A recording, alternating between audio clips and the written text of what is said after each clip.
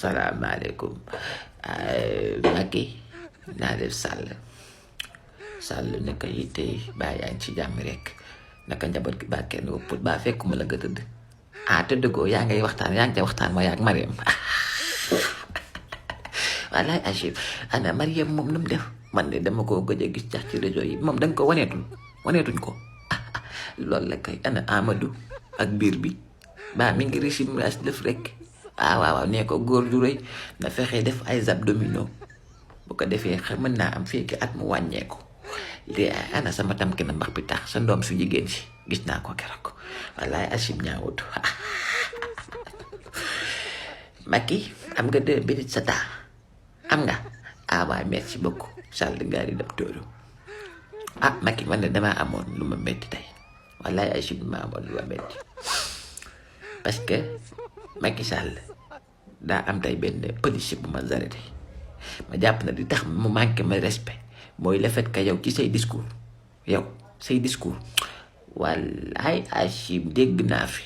nga ne nañ respecté décision de juge nañ respecté juge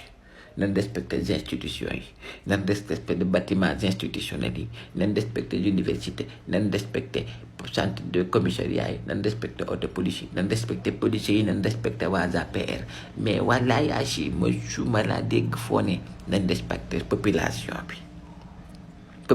moom ñun war a respecté pour yow ñoom bokkuñu ci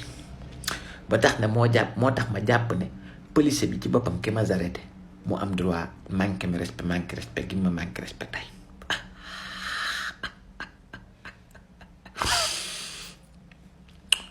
arrêté na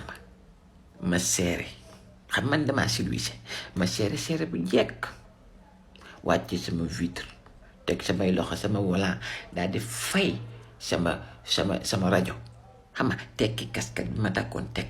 ndax rek respect bi ma jox force de l'ordre wallaay Achib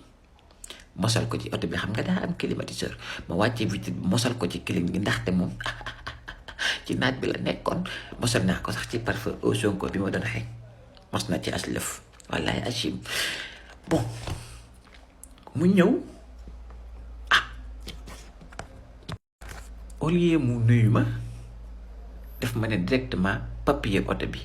waxul s'il te plaît waxul s'il vous plaît neewul please ak li fi nekkoon ci nuyoo jàmbaar naka waar ku baax naka yitte yi ku baax s'il vous plaît ça va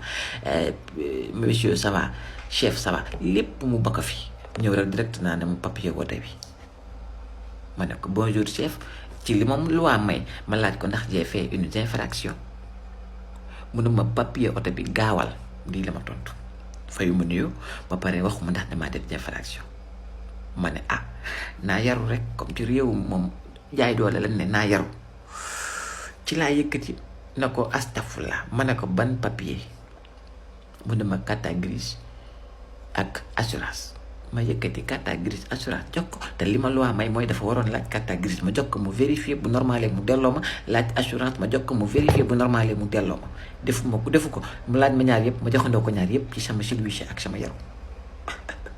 yaa ngi may suivre bro d'accord bon mu laaj may permis ma jël permis bi jox ko mu vérifier carte grise permis bi ak assurance ba pare delloo ma carte grise ak permis mu desal ma lan mu carte grise ak assurance mu desal ma ban permis bi ma delloo ñaar yooyu téye permis bi ne wëriñ wan ma ginnaaw dem toog ca motom ba maa ngi koy seen ci rétroviseur bi mooy dem ba sori toog ca motom ba toog xam naa yaakaar damaa mel ne sénégalais yépp damay wàcc ñëw fekk ci ko ma lànk toog daal di mujj fay contact oto bi daal di def pied mort aj samay tànk toog di xaar wallaay Achib monsieur le président de la république force de l'ordre boobu toog naa 8 minutes 30 secondes di ko xaar mu doog a ñëw jox ma sama permis ba léegi waxuma lu ma def attesté wu ma néew ma lii nga def néew ma lee tax ma arrêté la ma jàpp na manque de respect total la ma def te lépp